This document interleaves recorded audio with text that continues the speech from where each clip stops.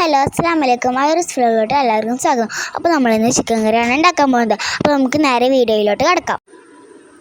അപ്പോൾ നമ്മൾ 1 kilo chicken എടുത്തിട്ടുണ്ട്. അതിലേക്ക് ഉപ്പും മഞ്ഞളും പുരട്ടിയിട്ട് ഫ്രൈ ചെയ്തെടുത്ത് വെച്ചിട്ടുണ്ട് കേട്ടോ. എന്നിട്ട് നമ്മളൊരു കുക്കർ ചൂടാക്കാൻ വെച്ചിട്ട് നമ്മൾ ചിക്കൻ വറുത്ത എണ്ണ അതിലോട്ട് ഒഴിച്ചു കൊടുക്കുക.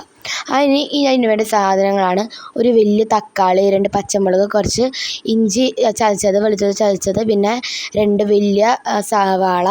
എന്നിട്ട് ഇതൊക്കെ അതിലേക്ക് ഇട്ട് കൊടുക്കാം. ഫസ്റ്റ് സവാള ഇട്ടു, തക്കാളി, പച്ചമുളക്, ഇഞ്ചി, വെളുത്തുള്ളി ഇട്ട് കൊടുക്കുക. എന്നിട്ട് നന്നായിട്ട് മിക്സാക്കി കൊടുക്കാം കേട്ടോ. എന്നിട്ട് 2 മിനിറ്റ് നമുക്ക് 2 വിസിൽ വരെ വെയിറ്റ് ചെയ്യാം.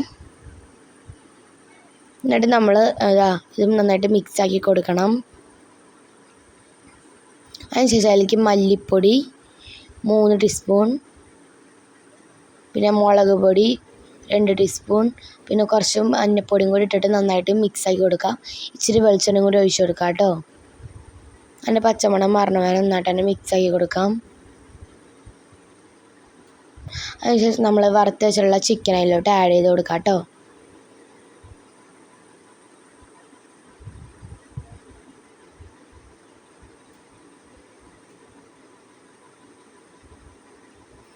നമ്മൾ എന്നിട്ട് ഇത് നന്നായിട്ട് തന്നെ അങ്ങനെ തിളച്ച് വരണവരെ വെയിറ്റ് ചെയ്യണം.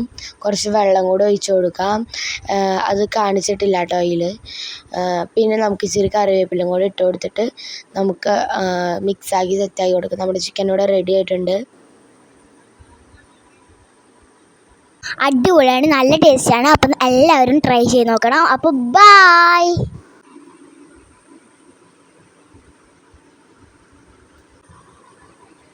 ടേസ്റ്റി.